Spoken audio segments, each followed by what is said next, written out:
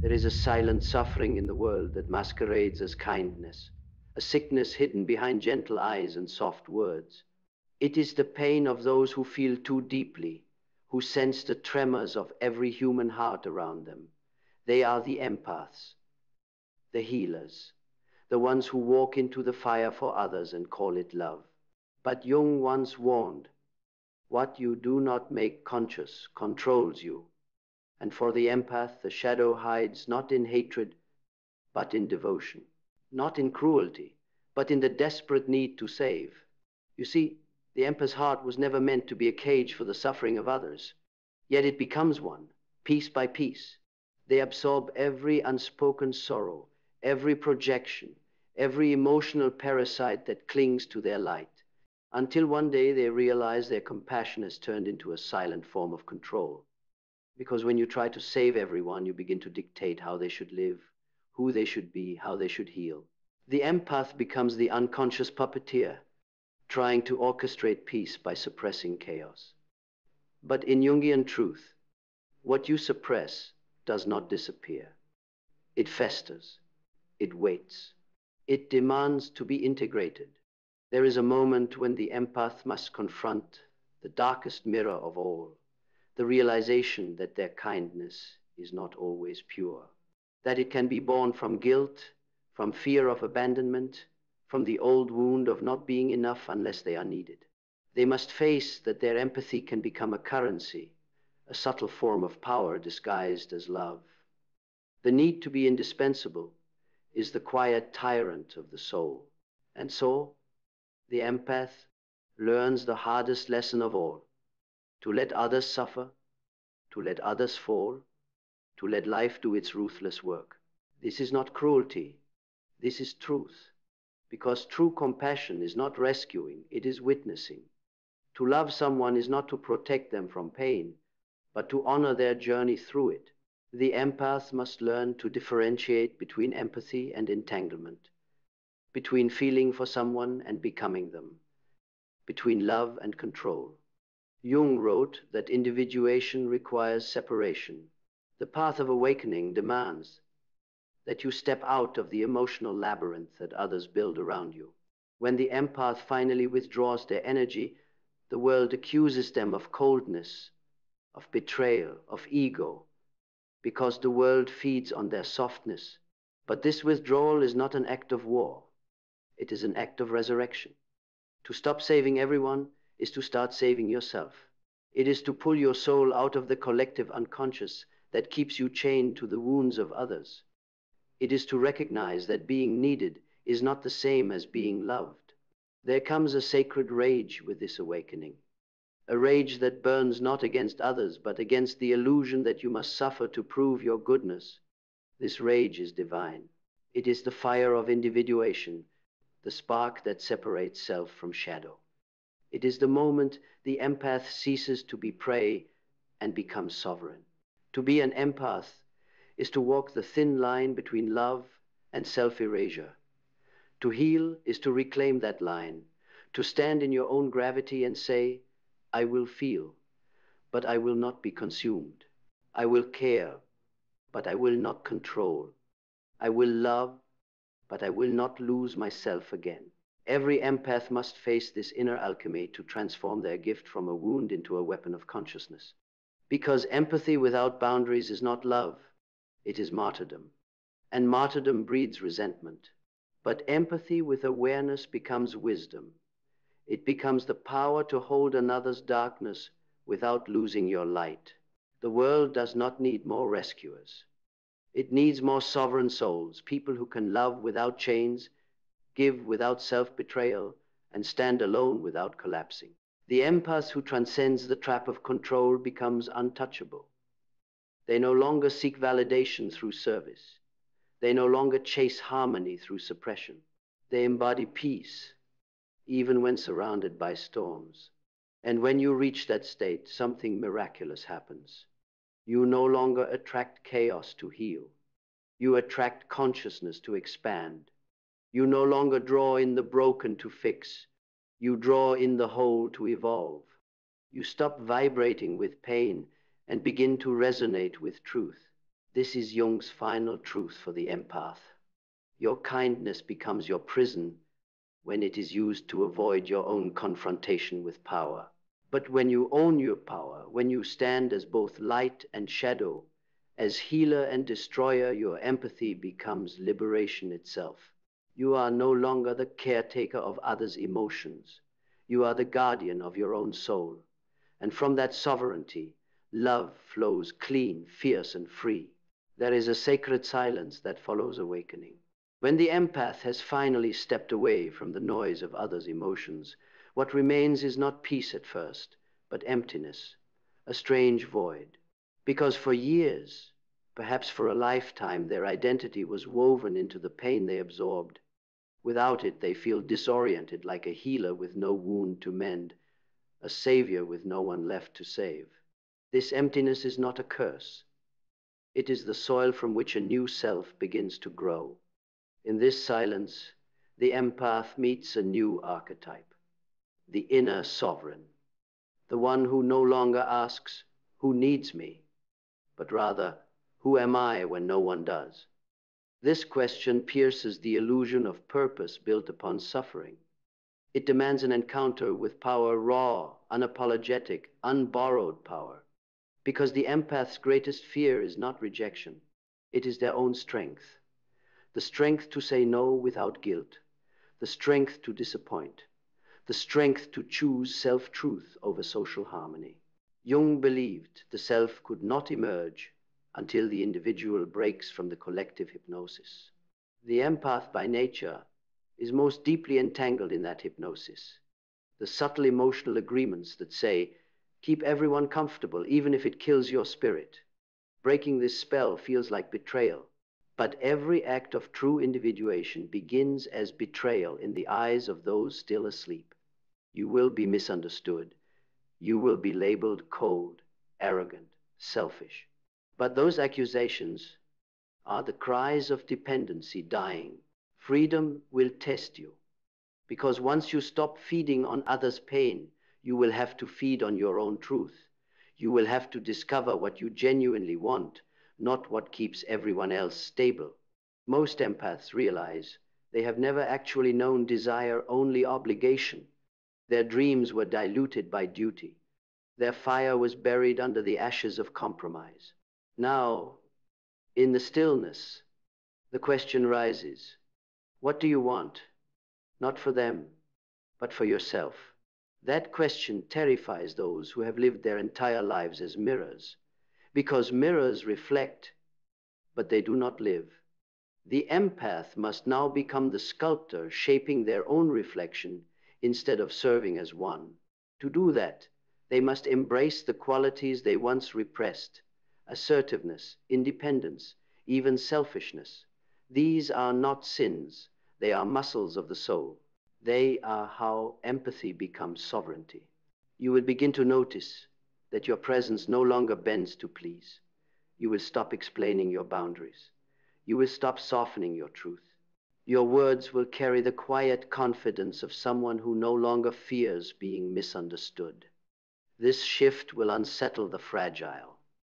It will expose those who were drawn to your weakness, not your wisdom. And as they fall away, the empath discovers a strange power, the power of selective energy. Not everyone deserves your emotional labor. Not every broken soul is your assignment. You were not sent to fix humanity. You were sent to awaken within it. Your sensitivity is not meant to be spent on saving others, but on perceiving what most cannot. You see patterns. You sense the collective sickness beneath polite smiles. You feel the undercurrent of deceit that society calls civility. This perception is your true gift, not your tendency to absorb pain, but your ability to reveal truth. When the empath turns inward, they begin to read their own unconscious as clearly as they once read others' emotions. They see the ghosts of their conditioning, the parent they had to please, the partner they had to pacify, the friend they had to heal. They see that every act of overgiving was a reenactment of their first wound, the moment they learned love must be earned. In seeing this, something inside them collapses, and something greater rises. This rising is not gentle. It comes with the weight of realization that the world benefits from your blindness. Systems of manipulation thrive on your compliance. Cultures of guilt are built on your empathy. But when you awaken, you withdraw your consent from the emotional economy that profits from your pain. You stop being the energy source that fuels narcissism, codependency, and emotional exploitation. You unplug, and for the first time, you see how powerful detachment truly is. Detachment is not indifference, it is clarity. It is the ability to stand in the fire of another's chaos and remain untouched, to care without carrying, to witness without absorbing. Detachment allows the empath to remain compassionate without becoming controlled. It transforms their gift from emotional servitude into conscious influence. As this new self emerges, empathy evolves into something higher, a spiritual intelligence that sees beyond emotional narratives. You no longer get trapped in the story of pain. You see the pattern behind it. You understand that suffering is often the soul's way of forcing evolution. You no longer rush to remove discomfort from others because you understand its sacred role. You learn to hold space instead of taking space. You become the silent witness through which others finally meet their own shadows. This is the transcendence of empathy. It is no longer an act of giving, but an act of being, a frequency, not a performance. The empath who has walked through this fire becomes unrecognizable, not hardened, but radiant with discernment. Their kindness is no longer an invitation to take, but a mirror that forces others to face themselves. Their presence alone becomes transformative. They are no longer a servant of emotions, but a steward of consciousness. And in this new state, life begins to reorganize around your vibration. You stop meeting users and begin meeting mirrors. You stop attracting chaos and begin attracting purpose. The world starts reflecting back the boundaries you embody. This is not magic, it is alignment. Because when you stop betraying yourself for love, love itself becomes cleaner, rarer, divine. You finally understand that your kindness was never meant to be a leash. It was meant to be a light, but even light must have direction. You are no longer the empath who absorbs everything. You are the awakened one who channels truth. And through that, you discover the ultimate paradox. When you no longer try to control others through compassion, your mere presence begins to heal them. But awakening, real awakening, is never the end. It is the beginning of a deeper solitude. Because once you reclaim your power, you lose the world that once depended on your weakness. Silence becomes your new companion. It is no longer the silence of suppression, but the silence of expansion, the vast stillness that appears when your soul stops chasing validation. You begin to notice how empty most conversations are, how most interactions are energetic transactions disguised as connection. The empath, once addicted to emotional noise, now becomes allergic to it. You crave truth like oxygen, and truth isolates. But this isolation is not loneliness, it is sacred exile. It is the crucible where the empath evolves into the mystic. You stop seeking belonging because you understand that belonging in its highest form is belonging to yourself. You no longer beg to be understood. You study your own depths until understanding becomes your natural state. In that stillness, you meet something greater than human approval. You meet the divine indifference of the universe itself.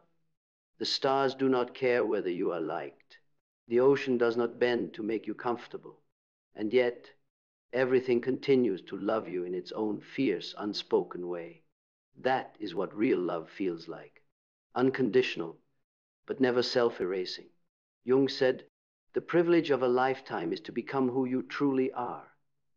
For the empath, this means peeling away every borrowed identity, the caretaker, the peacemaker, the forgiver, the martyr, until only the sovereign self remains. It is a brutal beauty, this kind of transformation. You begin to feel the pulse of your own authenticity, wild and unfiltered. You no longer need to justify your edges. You no longer apologize for being too much, too intense, too aware. The empath who once dissolved into everyone else now becomes unapologetically distinct, a living boundary between illusion and truth. You begin to move differently. You listen differently. Your empathy sharpens into perception.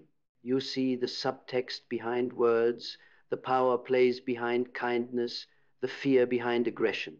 You recognize that most people are not ready for truth. They want comfort dressed as wisdom. But you, having died to your old self, cannot participate in comfort anymore. You start to speak less, but every word you utter carries voltage. You no longer flatter, you reveal. You no longer soothe, you awaken. Your energy itself becomes instruction. And as you embody this clarity, something paradoxical unfolds. You become both softer and stronger. Softer because judgment dissolves. You realize everyone is acting from their level of consciousness. There is no need to hate. Stronger because you no longer internalize other people's storms. You see anger as pain, manipulation as fear, and projection as blindness. You respond not from defense, but from discernment. Compassion without compliance. Presence without participation. Soon, people begin to treat you differently. Some avoid you because your energy exposes what they hide. Others gravitate toward you not to take, but to learn. You notice that your mere calmness disrupts dysfunction. You no longer need to prove your worth or your goodness. You simply are. Your existence becomes your statement. This is what Jung meant when he spoke of individuation, to become a complete human being, not a fragment performing virtue. But even then, another layer unfolds. Power tests purity. Once the empath learns to stand in strength, the ego whispers a new temptation: to dominate, to control through awareness, to manipulate the manipulators, to play the game from above. But this, too, is a trap. The true evolution of empathy is not to become superior, but transparent, to hold power without clinging to it. The awakened empath must now practice restraint, humility, detachment from even their own enlightenment. For the ego can hide behind wisdom just as easily as behind weakness. You begin to see how subtle control can be, even in healing, even in teaching, even in helping. You notice how the mind secretly enjoys being the savior, even when the act appears selfless. So you begin to purify intention. Every offering, every word, every gesture becomes a meditation on freedom. You no longer act to fix, you act to express. You give because you overflow, not because you owe. You love because it is your nature, not your strategy. And this shift changes everything. Life begins to flow instead of being forced.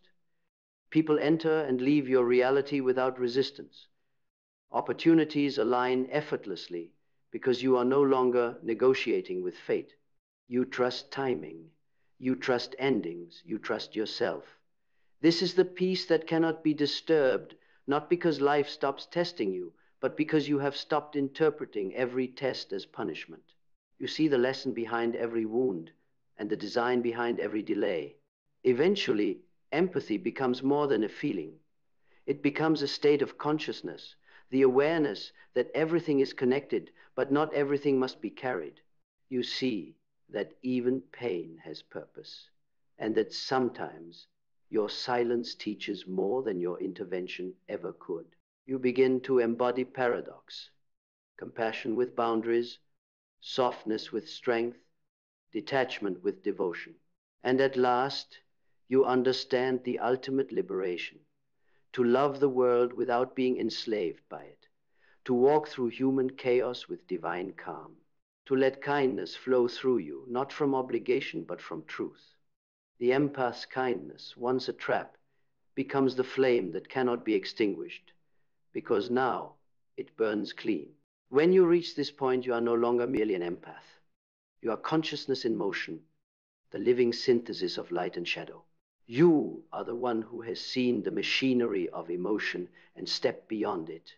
And from that height, you finally whisper to the world, without fear or resentment: I am free. Freedom has a strange gravity. When you finally stand in it, the world begins to tilt not because reality changes, but because your perception of it does. You start to see how everything that once enslaved you was sustained by your participation. The games of manipulation, the cycles of guilt, the emotional contracts, they crumble the moment you stop feeding them. And yet, this freedom brings an unexpected responsibility, the discipline of staying conscious. Freedom without awareness becomes indulgence. Power without humility becomes tyranny. So the empath must learn the art of self-governance to rule the inner kingdom with wisdom rather than emotion. You begin to understand that mastery is not dominance, it is direction. The one who rules himself does not react, he responds. He chooses where his energy flows. He decides what gets to live in his mind and what must die at the gate. You become the watcher of your own impulses. The faint flicker of people-pleasing, the subtle craving to be seen as good, the quiet tremor of guilt when you choose yourself, all of it is studied with precision, not shame. Because awareness does not punish, it purifies. Every time you catch yourself slipping back into old emotional servitude, you smile, not with arrogance, but with understanding. You are not regressing, you are refining.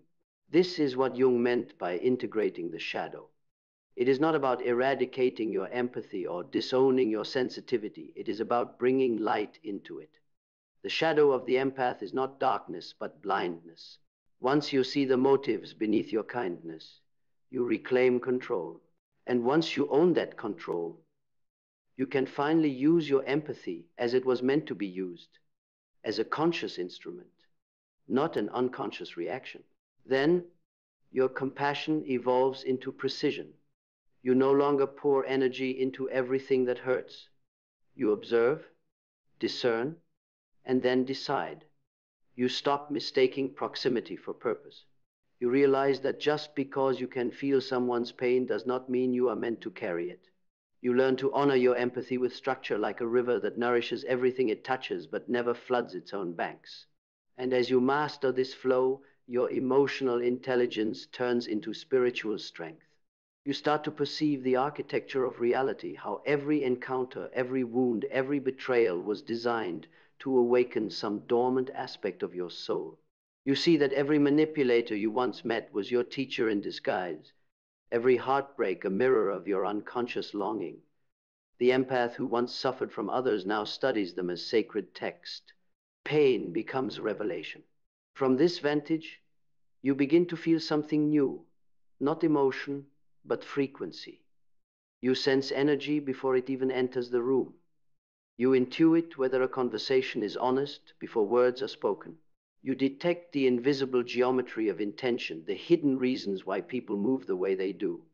It's no longer personal, it's archetypal.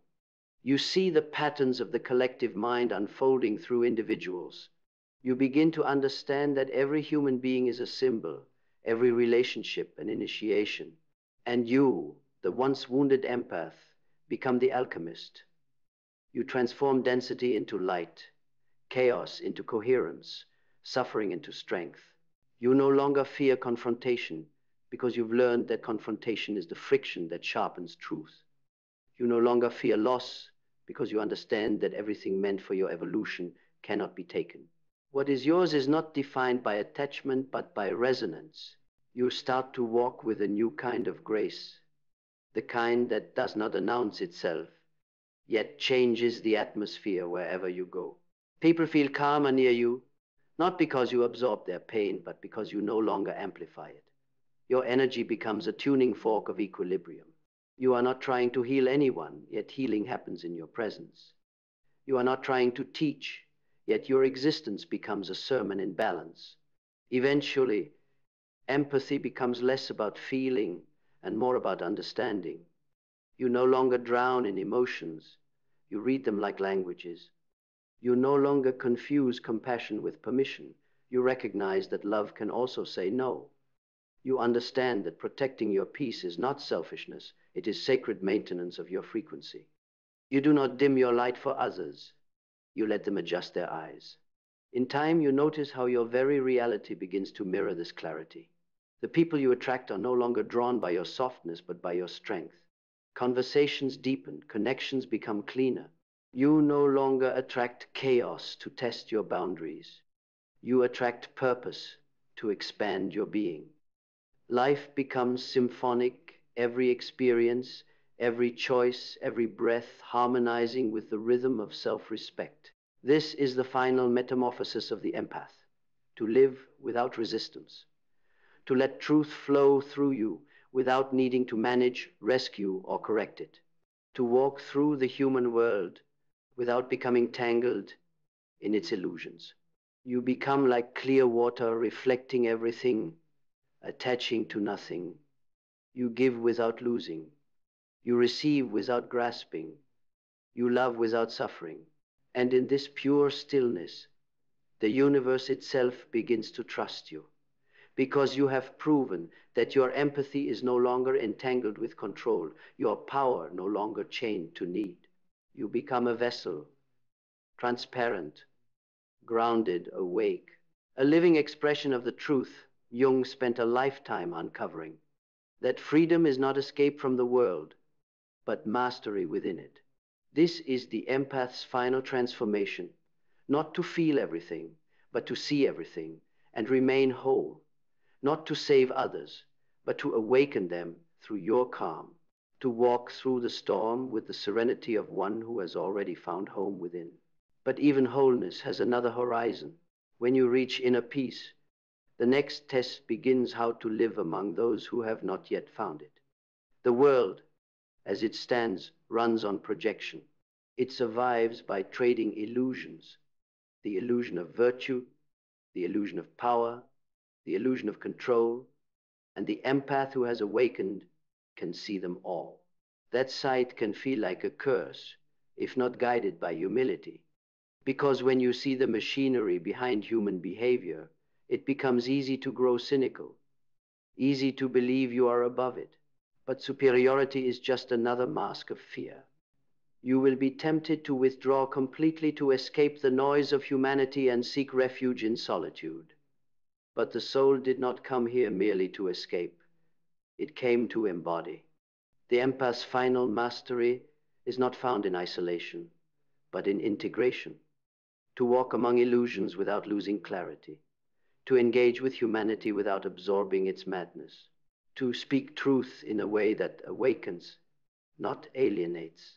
This is the new form of compassion, not the pity that feeds weakness, but the awareness that calls forth strength.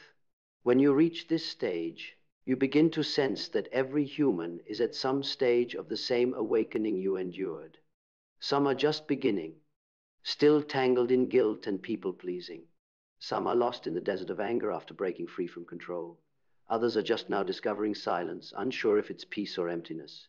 You recognize your old selves in their faces, and instead of judging, you understand. You no longer rush to heal them, nor do you resent their blindness. You simply hold presence, the quiet gravity that lets truth surface at its own pace. This presence becomes your teaching. You no longer convince, you radiate. You live in such coherence that people feel their own distortions when they stand beside you. It is not your words that awaken them, but your being. That is the highest vibration of empathy, resonance without interference.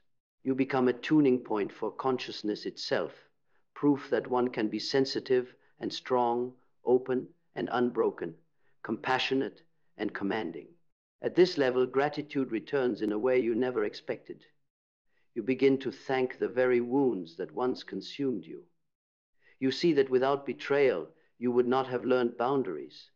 Without heartbreak, you would not have met depth. Without exhaustion, you would not have sought alignment. Every pain becomes a sacred architect that carved you into the vessel you are now. Gratitude stops being an attitude. It becomes awareness, the recognition that every event was a divine conversation between you and your evolution. Then life itself becomes your meditation. Every interaction, every glance, every silence is part of the same cosmic lesson. You no longer divide experiences into good or bad. You see them as instruments of refinement. You learn that the soul evolves not through avoidance, but through contact, through the friction of reality against your inner truth. You meet difficulty with curiosity, not resistance. When conflict arises, you listen for the message beneath it. When endings arrive, you ask what they are making space for. And in this perpetual openness, something miraculous unfolds. You begin to embody peace, not as a state, but as a vibration. You don't visit peace, you emanate it. You stop trying to maintain calmness and instead become calmness itself. It is no longer an effort, it is your signature. Chaos might still swirl around you, but it never breaches your center. You become the eye of the storm, the still axis upon which turmoil spins without touching. People will misread this stillness. They will mistake it for apathy, arrogance, or detachment. But the awakened empath knows that true calmness is not absence of emotion, it is the mastery of it. It is not that you don't feel, it's that you don't flee from what you feel. You let every emotion pass through you like wind through a temple, leaving only echoes of wisdom behind. Eventually, even the concept of empath dissolves. You are no longer a label, a type, a personality. You become consciousness aware of itself, timeless, formless, infinitely aware. The story of who you were becomes just that, a story. The suffering, the savior complex, the lessons all necessary, but no longer defining. You begin to sense the collective dream for what it is, a theater where souls play out their evolution. You observe with compassion, but no longer confuse the play for reality. And as you walk through life now, every step becomes intentional. You speak when words are medicine. You withdraw when silence heals more. You give not from depletion, but from abundance. You love not because you must, but because it is the natural exhalation of your being. You no longer chase alignment. You are alignment. At this level, even time begins to change. You stop measuring growth by days or years and start sensing it in moments of presence. The more awake you are, the slower everything feels. You notice details others miss: the rhythm of breath, the pattern of shadows, the hum of existence behind every sound. You realize the divine was never somewhere else. It was hidden inside every ordinary second, waiting for you to see it without distortion. And that is the ultimate liberation, to walk through the ordinary world with extraordinary awareness, to look upon humanity, lost, striving, yearning, and feel not pity, not superiority, but profound respect, because every soul is fighting its way back to remembrance. Every act, even the most misguided, is part of that return. So the empath's journey ends not with separation, but with oneness, not with avoidance, but with understanding. You do not rise above the world, you rise into it. You carry your clarity into the noise, your peace into the storm, your truth into the illusion. And by doing so, you become what the world has always needed most: a conscious presence, unbound by fear, untethered by guilt, and radiant with love that asks for nothing in return. And when it ends, when the journey falls into stillness, you realize it was never about transcending the human experience, but embodying it completely. The empath's evolution is not escape from emotion. It is mastery within it. You came to feel the spectrum, to descend into sorrow, to rise into peace, to hold both without fragmentation. Every wound you carried was an invitation to consciousness. Every heartbreak was a summons to power. Every illusion you broke was a gate to freedom. Now you stand at the summit of your own, becoming not as a savior, not as a victim, but as an awakened force of nature. You see the architecture of your past with holy clarity. How every person who drained you was teaching discernment. How every manipulation sculpted your strength. How every act of self-betrayal carved the space where truth could enter. You no longer curse your softness, you revere it, because it was softness that led you to depth, and depth that led you to wisdom. You understand now that the world does not change when you shout at its darkness. It changes when you stop feeding it your light in unconscious ways. The empath who once kneeled to emotion now walks as its master. You have turned pain into perception, guilt into guidance, empathy into awareness. This is the alchemy of the awakened. You are no longer here to fix, you are here to illuminate. And in this final illumination, something dissolves the need to be understood, the hunger to be appreciated, the ache to be seen. You no longer require the world's reflection because you have become your own mirror. You move through life not seeking energy, but radiating it. You speak less, yet your silence speaks endlessly.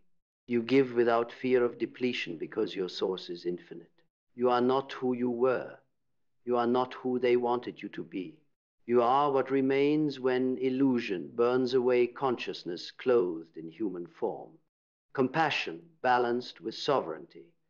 Love purified by truth. You have become the harmony between opposites. Softness with spine.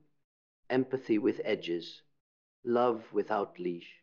This is the final truth. Jung tried to lead the world toward that wholeness is not the death of your shadow, but its integration into light. The empath's journey was never about choosing between love and strength. It was about remembering that they were never separate. You do not need to stop feeling to be powerful, nor stop caring to be free. You simply need to remember that your heart is not the servant of emotion, but the throne of awareness itself. So walk now not as the healer who sacrifices, but as the sovereign who radiates. Let your boundaries be your peace be your prayer, your presence be your power. Move through the world quietly, steadily, unshakably, the living proof that kindness need not be a cage and empathy need not be controlled. You are no longer the one who absorbs the storm. You are the calm that commands it. You are no longer the one who saves the drowning. You are the lighthouse on the shore. And when the night grows cold and the world trembles in confusion, you will not reach outward. You will close your eyes, touch the center of your being, and remember, you were never meant to be consumed by the world's chaos. You were meant to remind it what peace feels like. That is the empath's final liberation. Not the end of feeling, but the beginning of freedom.